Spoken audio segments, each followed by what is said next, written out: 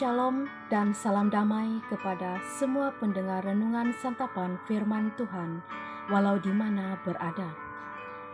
Renungan firman hari ini 26 Januari 2022 bersamaan hari Rabu diambil dari Injil Lukas bab 10 ayat 1 hingga 10. Marilah kita mempersiapkan diri untuk mendengar dan merenungkan Injil Tuhan.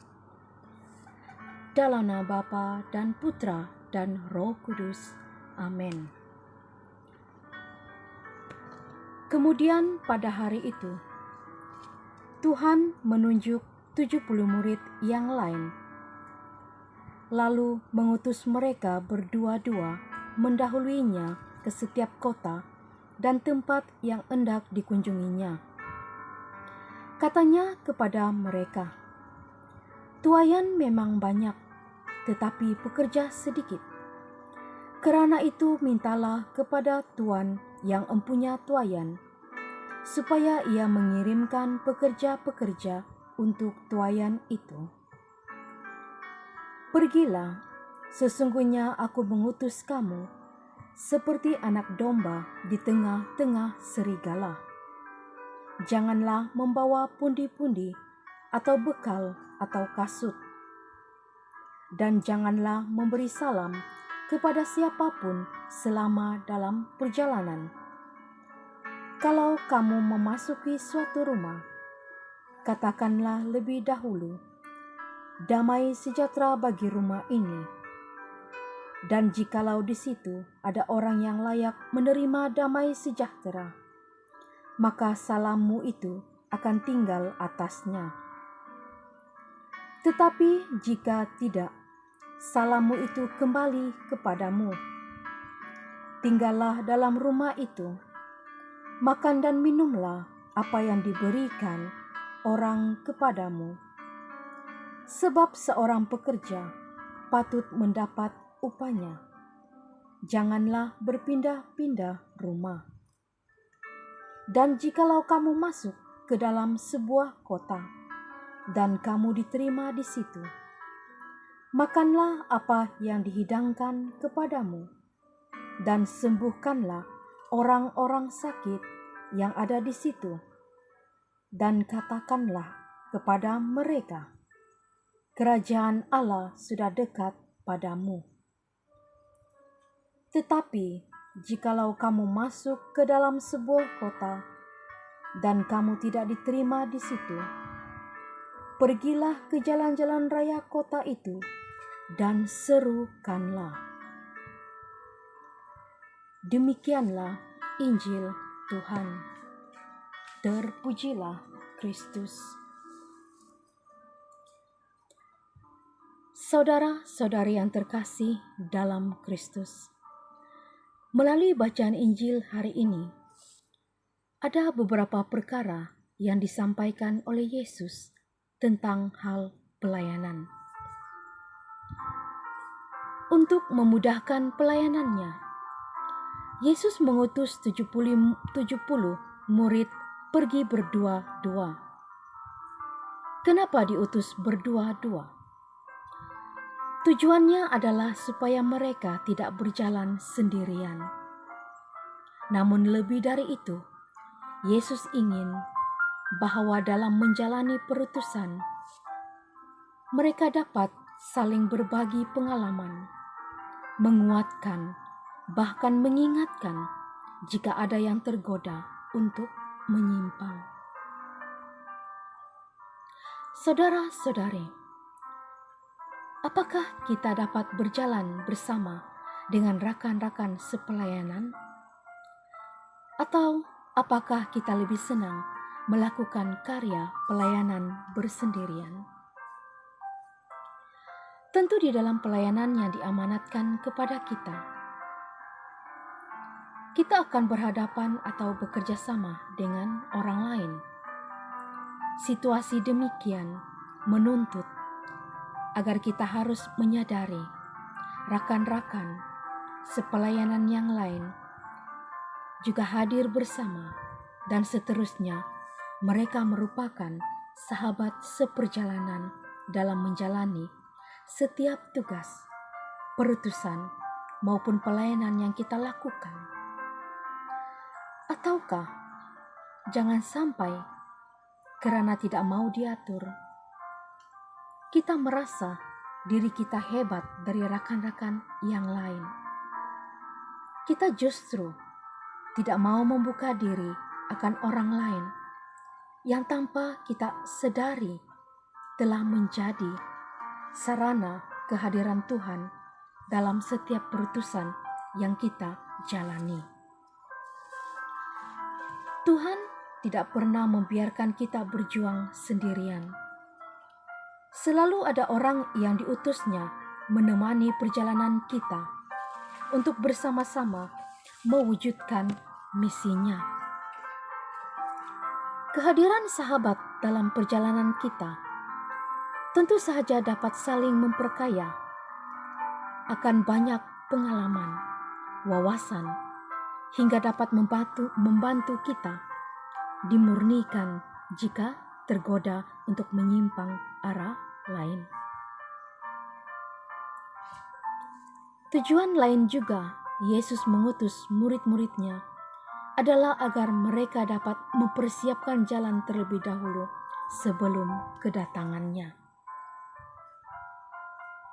Sejauh manakah kita mensyukuri, menyadari, dan akhirnya dapat berjalan bersama di dalam proses pembentukan ataupun dalam pelayanan? Namun di dalam hal mempersiapkan tempat yang bakal dikunjunginya, seringkali mengalami kekurangan pelayan. Maka itu dia berkata, "Tuaian memang banyak, tetapi pekerja sedikit. Karena itu, mintalah kepada Tuhan yang empunya tuaian, supaya ia mengirimkan pekerja-pekerja untuk tuaian itu." Sabda Yesus tersebut sering digunakan dalam kegiatan aksi panggilan hidup membiara ataupun hidup religius maupun imam. Pekerja sering dimaknai sebagai orang-orang yang membaktikan diri mereka pada panggilan khusus. Namun pada hari ini, sungguh baik apabila kita mencoba merenungkan maknanya secara lebih mendalam. Ketika Yesus berbicara tentang tuaian, sangat mungkin ia berbicara tentang potensi-potensi kehidupan yang ada di sekitar kita. Di dalam keluarga, kita boleh melihat anak-anak yang ada di sana. Di dalam gereja, kita boleh melihat orang-orang muda. Yesus menunjukkan bahwa dunia adalah tempat yang sangat subur sekali. Ada banyak hasil yang siap dipetik. Misalnya, kita melihat seorang petani yang harus menanam, merawat, dan berjerih payah untuk memperoleh tuaian dengan kualiti yang baik. Dan kita yang telah dibaptis merupakan pekerja yang diajak untuk berjerih payah agar memperoleh tuaian yang baik. Kita boleh belajar dan meneladani Maria dan juga Yusuf yang hidup rutinnya di Nazaret bersama dengan Yesus kecil. Rutin harian mereka adalah sungguh produktif dan berkualiti, sebab Yesus kemudian bertumbuh menjadi pribadi yang penuh hikmat. Maka itu, marilah kita mengusahakan bersama-sama agar hal yang menjadi rutin harian menjadi pembawa kehidupan. Mari kita mohon rahmat agar menjadi pribadi-pribadi yang produktif. Sebagai seorang pekerja yang dimaksudkan oleh Yesus, apakah yang harus kita lakukan? Sabda Yesus, "Pergilah Sesungguhnya aku mengutus kamu seperti anak domba ke tengah-tengah serigala. Sabda Yesus ini menunjukkan bahwa seorang pekerja ataupun pelayan yang dipilih dan diutusnya akan terlibat secara langsung di dalam evangelisasi, yaitu pewartaan kabar baik kepada orang-orang yang dikunjungi. Evangelisasi berarti proses untuk menjadi saksi dunia dengan menunjukkan suatu cara yang baru dan menunjukkan kehidupan yang mempunyai karakter kekristianan. Secara eksplisit, memberitakan Injil dengan tujuan utama untuk pewartaan adalah pertobatan,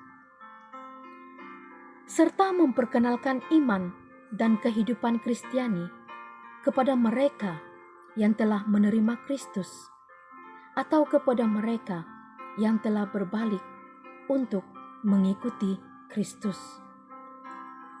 Secara terus-menerus memelihara berkat persatuan dari umat Allah dengan cara memberikan induksi di dalam iman. Contohnya, melalui homili-homili dan juga bentuk pelayanan lain daripada pelayanan sabda, sakramen-sakramen, dan perbuatan kasih. Seorang juga yang terlibat di dalam pelayanan secara terus-menerus mempromosikan misi dengan mengirimkan murid-murid Kristus untuk memberitakan Injil, baik dengan kata-kata maupun perbuatan-perbuatan kepada seluruh dunia demi keselamatan jiwa-jiwa. Evangelisasi ini juga boleh dilaksanakan melalui community kerasulan dan komiti-komiti yang ada di dalam gereja sejagat ataupun gereja setempat. Saudara-saudari yang terkasih, apakah kita sudah mengambil bahagian di dalam mewartakan Kristus dengan kata dan perbuatan kasih yang nyata? Sejauh manakah kepedulian saya terhadap komuniti, kerasulan, dan komiti yang saya sertai, terutama sekali dalam aspek kekurangan pekerja ataupun pelayan? Siapakah orang yang akan saya wartakan tentang Kristus pada hari ini? Marilah kita renungkan bersama sebagai seorang pelayan. Apakah yang harus kita lakukan? Dan kita bersyukur karena Injil Tuhan pada hari ini sekali lagi mengajar kepada kita apa yang harus kita lakukan sebagai seorang pelayan. Tuhan memberkati. Amin. Dalam nama Bapa dan Putra dan Roh Kudus. Amin.